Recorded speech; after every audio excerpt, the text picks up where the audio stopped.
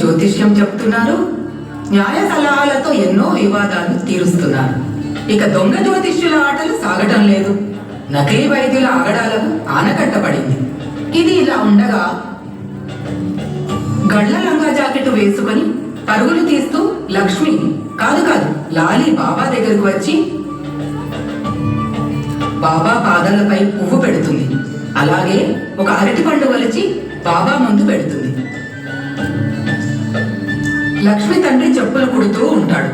లక్ష్మి వెళ్ళి వాళ్ళ నాన్న పక్కన కూర్చొని ప్రేమతో హత్తుకొని, నాన్న నువ్వు కూడా సాయిబాబా దర్శనం చేసుకోవడానికి రా నాన్న. మనల్ని ఎవరు కడప ఎక్కనివ్వరమ్మా. ఈయన కూడా ఎక్కనిస్తారో లేదో. నీ అదృష్టం కొద్దీ నువ్వు రోజు వెళ్ళి వస్తున్నావు. ఆయన నిన్ను ఆదరిస్తున్నారు. చాలు తల్లి, నేను రాను. అది దీపావళి పండుగ సమయం.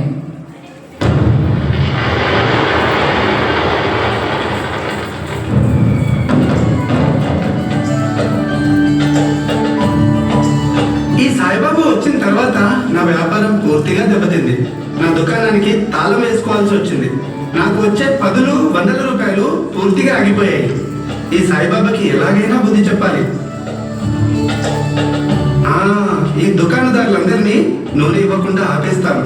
దుకాణాలకు నూనె కోసం వెళ్తుండగా దుకాణదారులు ఎవ్వరూ బాబాకు నూనె ఇవ్వరు. ఎప్పటిలాగే లక్ష్మి బాబా దగ్గరకు వచ్చి తాంబ్లేరును చూసి, అయ్యో ఈ తాంబ్లేరులో నూనె లేదు.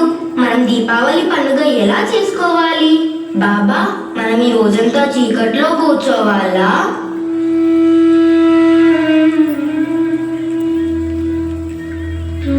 బాబా పోనీ నేను వెళ్ళి నూనె తీసుకురానా?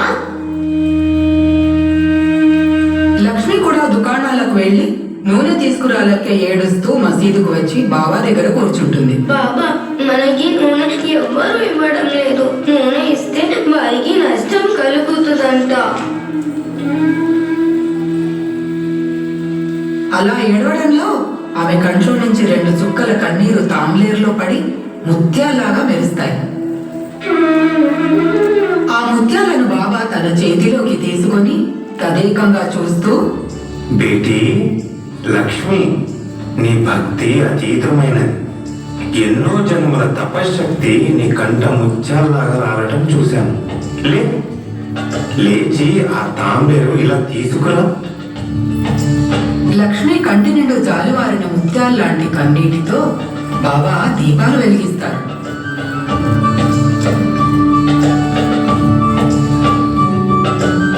సంతోషమేనా? మళ్ళీ దీపావళికి నువ్వు ఎక్కడుంటావో? నేను ఎక్కడికి వెళ్ళను. నీ దగ్గరే ఉండి నీ సేవ చేసుకుంటూ ఉంటాను బాబా. బస్తీలో నా దగ్గర నుండి పూలు తీసుకున్నావా నీళ్ళు చల్లు. కానీ నీవు నేను ఏమిచ్చినా ప్రేమగా స్వీకరిస్తావు. ఒకవేళ నేను వెళ్ళిపోయినా నీవు మాత్రం ఇక్కడే ఈ షిరిడీలోనే ఉండాలి. నీ వద్దకు భక్తులు ఎప్పుడు అలా వస్తూ వెళ్తూ ఉండాలి. అది నేను చూస్తూ ఆనందించాలి.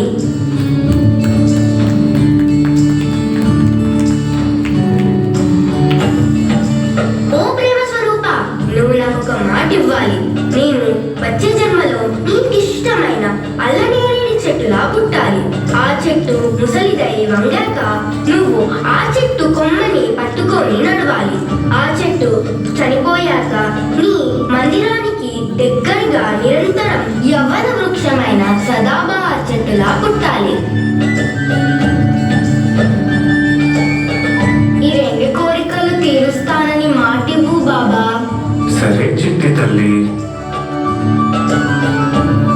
అలా రోజు తక్కువ ఆహారం తింటూ ఆ చిన్నారి పాప కొన్ని రోజుల తర్వాత వాయుభక్షణం అంటే కేవలం గాలి మాత్రమే పీలుస్తూ బాబా సన్నిధిలో ప్రాణం వదిలేసింది.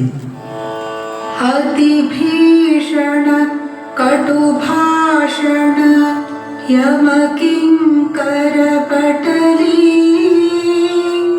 కృతతాడన పరిపీడన మరణాగమ సమయే ఉమయా సహ మమ చేతసి యమ శ్వాసన నివహన్ హర్ష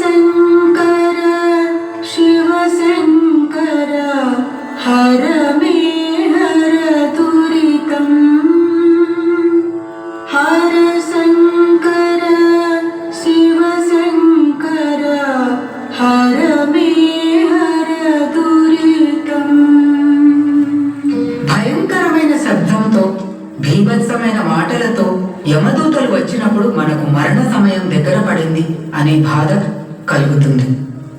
ఆ సమయంలో ఉమాదేవి సహితమైన ఆ పరమేశ్వరుని హరశంకర శివశంకర సర్వపాప నాశక, నిన్ను శరణు వేడుతున్నాను, దయచేసి నా దురదృష్టాలను పాపాలను తొలగించు అంటూ వేడుకుంటుంది ఆ చిన్నారి పాప.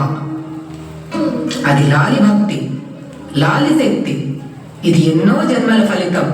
అలాగే మనం కూడా ఒక సద్గురువును ఆశ్రయిస్తే మనలోని రాగద్వేషాలు, ఈర్ష్య అసూయలు సమసిపోయి మన జీవితం కూడా లక్ష్మి వలె చరితార్థం అవుతుంది.